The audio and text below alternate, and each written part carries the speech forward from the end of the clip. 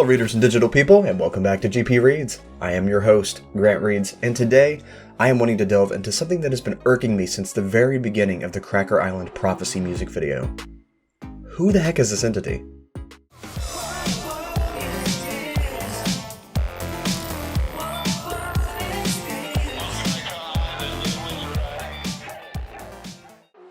Pazuzu, an imposter?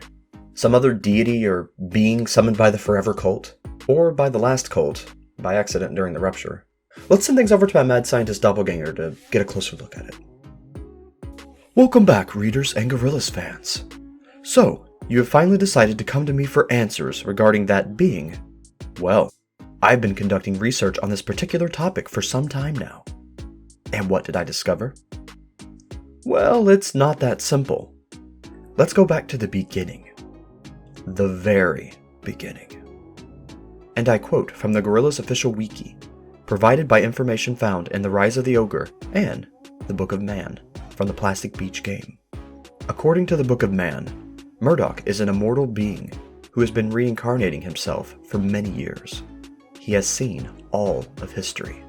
Murdoc Alphonse Nichols was born in Stoke-on-Trent on July 6, 1966.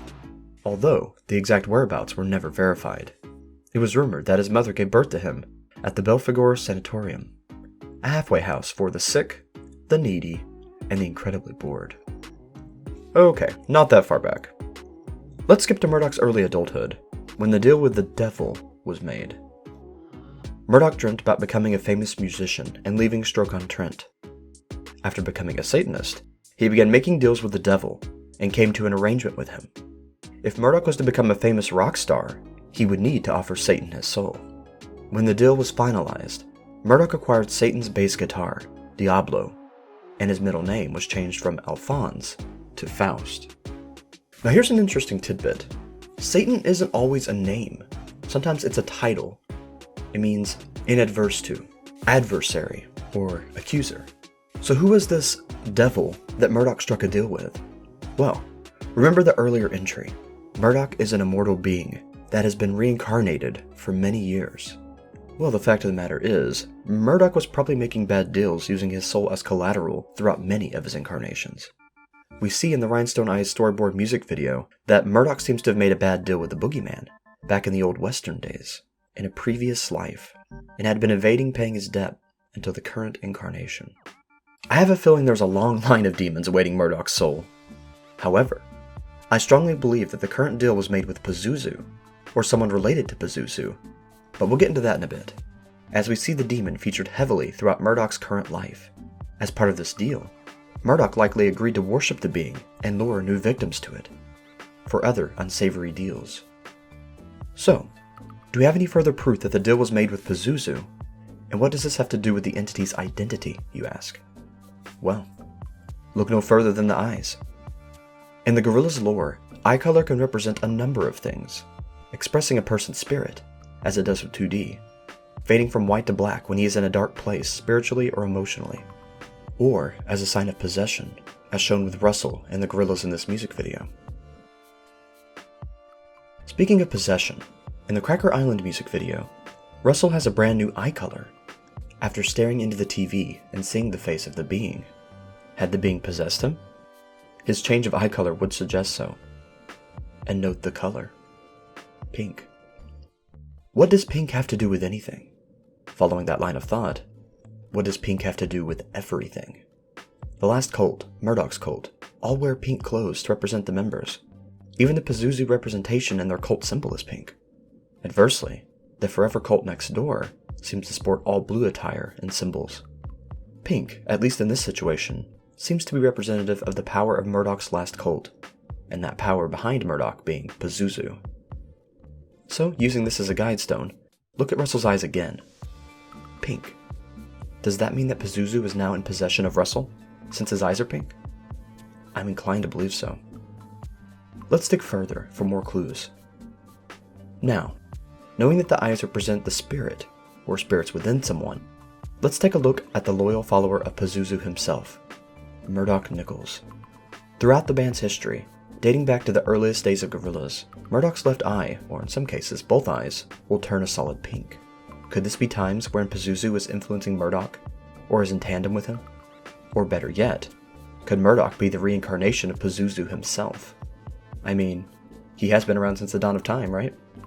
The switching of eye color does occur with the possessed, but also with 2D. So has he been possessed all this time?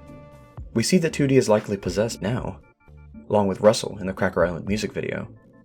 So perhaps 2D has either been possessed or influenced by an entity over the years as well. Okay, let's take another step back. Let's watch this scene from The Exorcist together.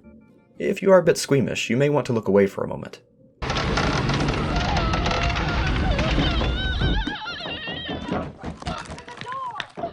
You know what she did? Your canting daughter? Notice any similarities here? Fun fact, Pazuzu is the demon in possession of Regan McNeil in the Exorcist movie franchise. So, would this suggest that Pazuzu has already been possessing the band members? And possibly influencing most, if not all of them? Yeah, I think it does. I'll let that sink in for a bit while I move on to another question. If Pazuzu is the pink eye, who is the red? This dual eye-colored Murdoc is relatively new, which leads me to believe that it might have something to do with the love manipulation that Murdoc seems to be undergoing, and what could possibly be erupting from the Rupture event. Maybe something, or someone close to Pazuzu is pulling the strings here. And if Murdoc is truly a reincarnated Pazuzu, who's not to say he didn't try to bring his wife through the Rupture?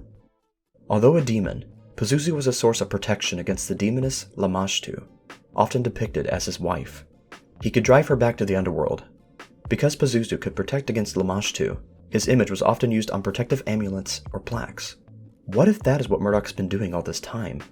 What if his deal with the devil was not with Pazuzu, but with Lamashtu? And all the effigies of Pazuzu were placed to protect him from her, so she could not collect his soul. The love potion we had been searching for was within Murdoc all along. The spirit of Pazuzu's love for his wife was triggered when he stumbled across the reincarnated vessel of Lamashtu, aka Moonflower. That brings all new context to the reverence Murdoc has for Moonflower in the kiss scene now, doesn't it? The Rupture ritual, however, may not be to bring Pazuzu or his wife into our world, but to restore their power so they can bring upon the earth an age of famine and destruction. A culling, if you will. The other eye may be traces of Lamashtu's influence over Murdoc, alongside Pazuzu. Okay, now if all of this is true, what is this being? Let's circle back to the last theory video with the new pieces in place. If you want the full theory, see the link card above this video. But I am going to skip to the part where Noodle's plans come into action. Noodle was skeptical of Murdoc's plan and intentions from the start, as seen here, and begins a scheme of her own. She would seemingly go along with Murdoc's plan, but in secret, work on a backup plan in case things went sour. Sometime between when the prophecy comes true and when this image was taken, Noodle had contacted Paula Cracker. Yes, Paula Cracker. Paula designed cyborgs capable of mimicking human beings, all the way down to body fluids. Noodle either overheard them talking about the ritual, or somehow discovered that 2D is to be sacrificed to bring power to Pazuzu. She possibly learned this from Russell's spiritual quests through the TV to find answers, and she has Paula's company send a robotic substitute. There wasn't time to make a replica of 2D, so she had them send this one instead, Paula's own body double, for when she can't make it to certain social events.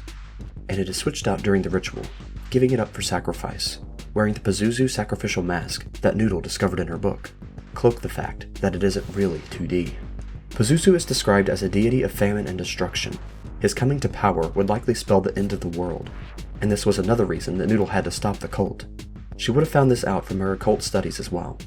In one foul swoop, she could both save her friend and stop the ritual, which required a live sacrifice, emphasis on live. The ritual backfires due to the sacrifice not being a true living being, as Noodle had intended, and instead, the portal created devours the members of the forever cult in its place. The mask, and those participating in the ritual, including the Paulabot's AI mind or soul, not the body, since it wasn't a flesh and blood being, are sucked into another dimension, and Pazuzu's powers that were trapped in this realm come through in exchange, where the botched ritual sends this essence into two vessels instead of Murdoc, one finding and latching to Russell, and the other latching to 2D. They are still in control, for now. since the ritual was botched, but Pazuzu's power is still within them. The damaged cyborg's body is brought to the hospital by the police, along with the band members. We see Noodle informing the company, and maybe Paula, about how the plan went, and how she was able to save the band and stop the cult by using the substitute, though with unforeseen consequences.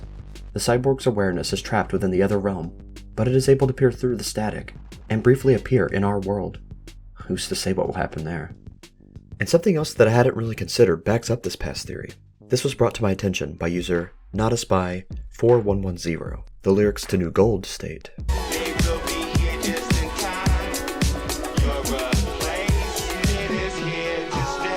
this could be talking about Moonflower replacing the mind within the Polybot and changing it into her new vessel.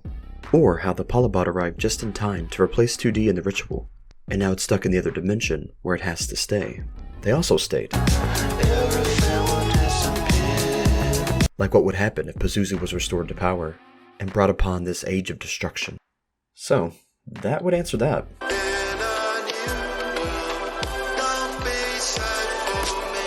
In a new world, don't be sad for me. Sounds like it's talking about the thing that was sent over a little bit, doesn't it? The Forever Cult, while seemingly led by Moonflower, seems to have taken an interest in 2D. The lady next door is called Moonflower. She says I should join her club because they don't make you dig holes in the garden. I'll see what Murdoc reckons. Do they need him specifically for the Rupture ritual? Maybe they have other plans for him. But why? Well, maybe they're waiting for their own god before Moonflower arrived.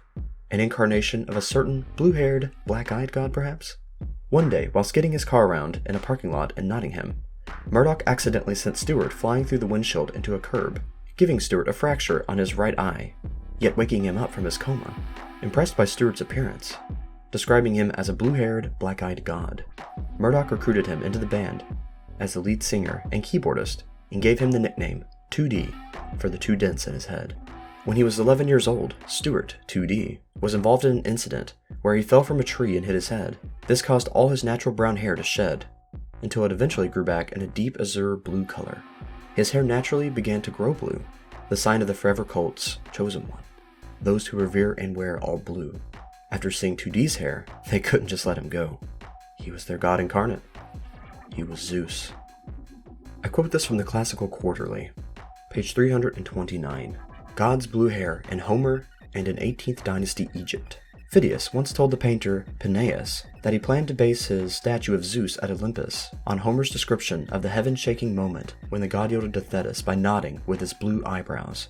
If 2D was the incarnation of a god of light like Zeus, adverse to the demon gods Pazuzu and Lamashtu, perhaps the cult were only pretending to revere 2D and were planning on ending him to keep the light from stopping their terrible darkness to come. But they couldn't just kill 2D, because if they just killed 2D, Zeus would reincarnate again. So that's why they wanted to send him to the other side of the Rupture, to seal away Zeus. That way nothing could stop the reign of terror. Well, what do you all think? Well, that's all for now, but I would love to discuss more of the Gorillaz lore with you all, especially back to the earlier days, but I also have another theory, and I would really like to go into the Static Channel playlist. And it's funny because I was already going to look into it, but then Murdoc in this video right here, well, a few months back, Russ started ogling this weird broadcast called the Static Channel. He reckons he's picking up coded messages that'll lead the last cult to the promised land. It's quite likely Russ has finally lost the plot.